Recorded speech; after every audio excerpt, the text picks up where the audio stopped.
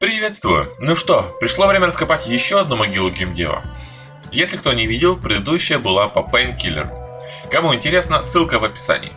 А на этот раз у нас Принц Персии Пески Времени. Хоть эти пески и сыпятся с него, но выглядит он лучше своих сиквелов. Я не проходил первую и вторую часть, хоть и играл во все. Поэтому буду проходить почти как первый раз. И возвращаясь к графике, я помню текстурки из двойки и тройки, и там частенько использовали 2D спрайты. В первой же это редкость. Как минимум мечи выглядят четкими и объемными. Но вернемся к этому вопросу попозже, ко второй части. А пока Ubisoft представляет. И начинается все с того, что наш принц проникает в чьи-то покои. Затем следует кат-сцена, в которой принц поясняет, что происходит, или происходило, или должно было произойти. Короче, хрен поймешь. Машина времени! А происходит следующее. Король Персии, идя походом в какой-то там зад, решает по пути захватить город, в котором находится какая-то невъебенная сокровищница Магараджи. И подкупив визиря любым сокровищем из копилки Магараджи, он проходит в город. А наш принц решает прославиться местным кладоискателем и первым обнаружить сокровищницу. Ну и начинается геймплей. Но прежде оцените отрисовку частиц. Это вам не ваш RTX с трассировкой, это искусство. Но я походу быдло и не смог так долго играть, и вырубил его. Игра начинается, чем собственно и славится серия Принца Персии.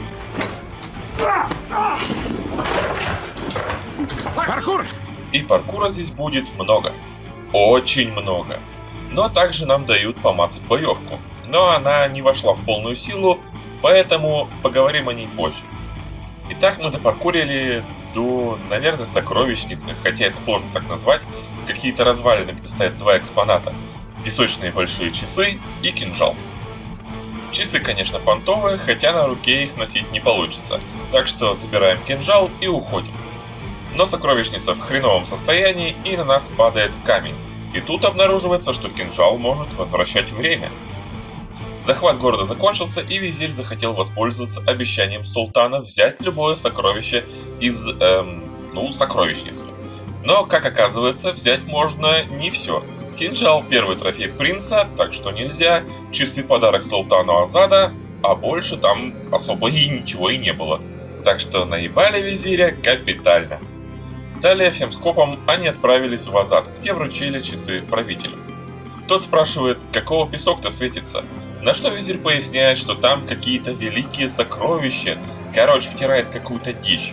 Но говорит, что ключом является кинжал и просит принца вставить, так сказать, папку в мамку. Что он и делает, и организует некоторый апокалипсис, который превращает всех в песочных зомбарей. И выживают только принц, принцесса захваченного города и визирь. Как выяснится позже, принц выжил из-за кинжала, а принцесса из-за амулета. А вот почему не сфидел визирь, это и хрен его знает. Ну, допустим, он просто... Блять, он ебаный волшебник! Кто еще не опесочился, даванул на тапок, а нам придется разбираться с мертвяками. Вот и пришло время для раскрытия боевки, и это натуральный пиздец. Суть в чем? Когда ты дерешься, тебе надо нанести несколько ударов, чтобы тот упал, а потом всосать его в кинжал, иначе он встанет и будет дальше драться. Но прикол в чем? Враги не останавливаются, пока ты сосешь, и могут прописать тебе по репе, а атаки у них довольно рандомные. Они могут просто стоять или безостановочно прессинговать. И врагов в каждом бою дохера. Я первый раз играя не сразу понял, что их надо впитывать кинжалом.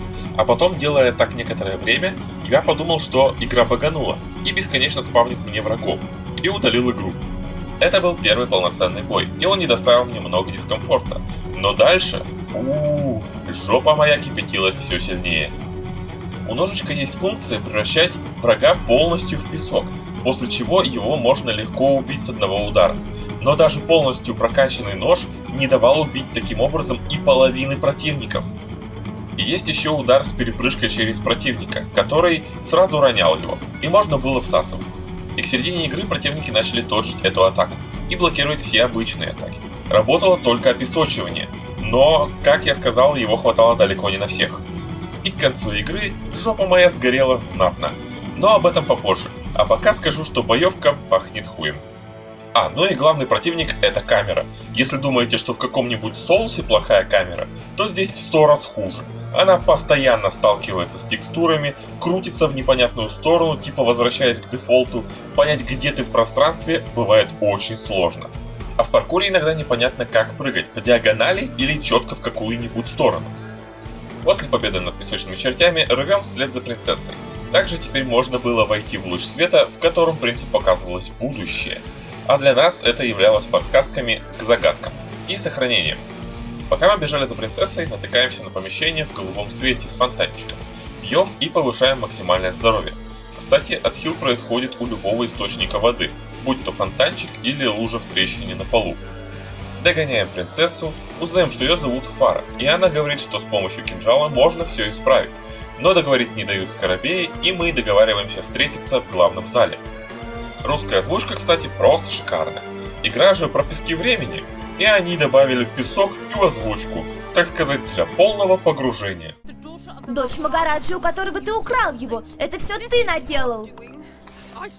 Я видел, как мой отец превратился в песок. И мы разделим его судьбу, если ты не отдашь мне этот кинжал, чтобы исправить то, что ты сделал. Кстати, привет, Петр Гланц.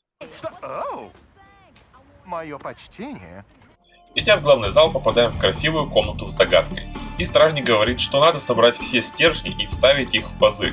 Загадка нетрудная, учитывая, что на стене висит схема ее решения. И мы совершаем большую ошибку, включив этим самым охранную систему. Пилы, волчьи ямы и так далее. Что ж, паркур продолжается.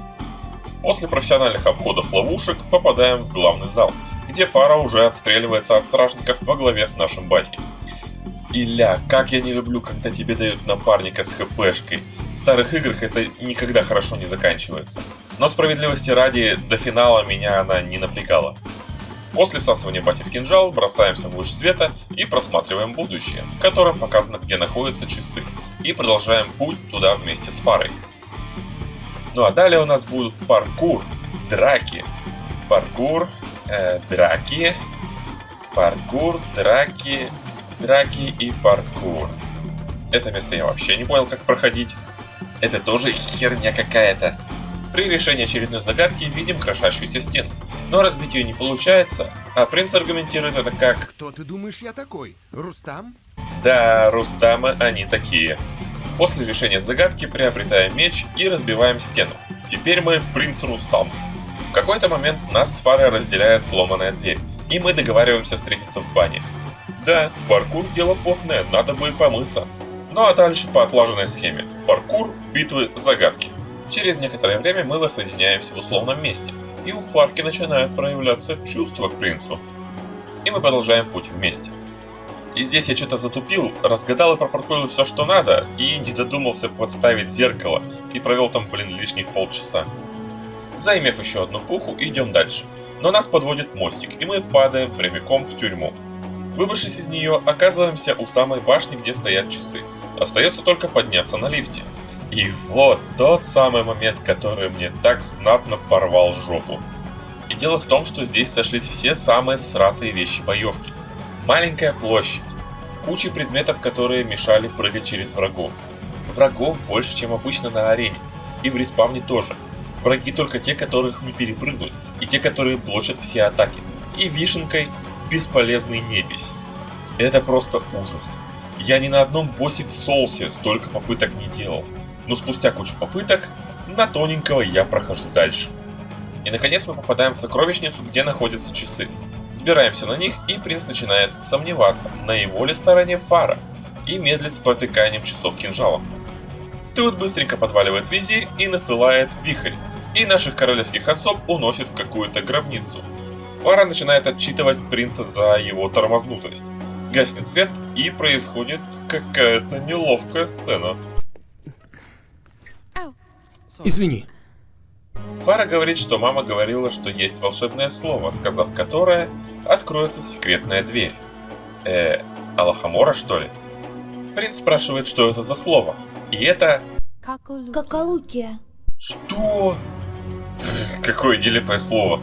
Но открывается плита, и они попадают в похожее место, где принц пьет водичку и увеличивает хп. Но с загадкой от Фары. Нужно слушать ее голос и заходить в определенный проход.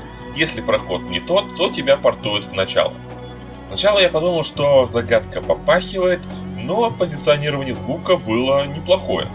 Если слушать от третьего лица, сложно определить, откуда идет звук, но если переключиться на вид от второго, то в принципе легко понять, откуда идет звук. Так мы проходим через все проходики и попадаем... Ух ты! Я чуть даже и не думал, что при разработке Ведьмак 2 разрабы смотрели на Принца Персии. После хорошо проведенного времени просыпаемся, а меча и кинжала уже нету. Но благо в соседней комнате через загадку с зеркалами, в которой я, дебил, пытался зажечь все кристаллы, хотя надо было довести луч до эмблемки, лежит имбовый магический меч, который валит всех с одного удара. Так, от муторности в бою избавились, зато в паркуре вся срань осталась. Камеры и прыжки все так же подогревают жопу. И, допустив ошибку, начинай все заново. Да, юбики не были бы собой, если бы не растягивали и так уже запаривший геймплей еще сильнее. Но так или иначе добираемся до Фары и пытаемся спасти ее от падения. Но не успеваем. Фара померла, а визирь опять приходит и начинает загонять какую-то херню про бессмертие.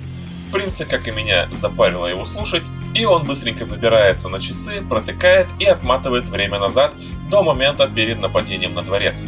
Правда, кинжал у него с собой, и тот решает отдать его Фаре, и забирается в ее покой. Рассказывает историю из начала игры, и тут появляется визирь. Сука, принц, проверь карманы, он явно тебе маячок подложил. Как он вообще тут оказался? Он в это время вроде должен ворота открывать. Ну и происходит финальный босс-файт. И это самая унылая драка во всей игре. Визирь делает клона с умениями обычного моба, и его надо победить 3-4 раза. Заебись, а то я все этим игру-то не занимался. Спасибо, Ubisoft. Короче, победили. Принц отдает кинжал, Фара не верит в его историю и спрашивает. Я даже не знаю твоего имени. А принц отвечает. Называй меня просто. Как Луки. Вот и все. Титры. Вообще мне игра понравилась. Хоть боевка херня и юбики растянули игру, которая могла быть в 2 раза меньше, но это законченная история с хорошей графикой, в отличие от следующих частей. И музыка здесь весьма классная. Прямо очень хорошо подчеркивает атмосферу Востока, но и добавляет драйва в бою перегруженными гитарками. Тут прям 5 с плюсом. И ощущается именно как восточная сказка, чего я не чувствовал в других частях, хотя любимая у меня, наверное, вторая. Ну что ж, вот такой получился Принц Персии Пески Времени. Не забудь поставить лайк, если понравилось, подписывайся и ожидайте видик по следующей части. Принц Персии Воин внутри. Всем пока!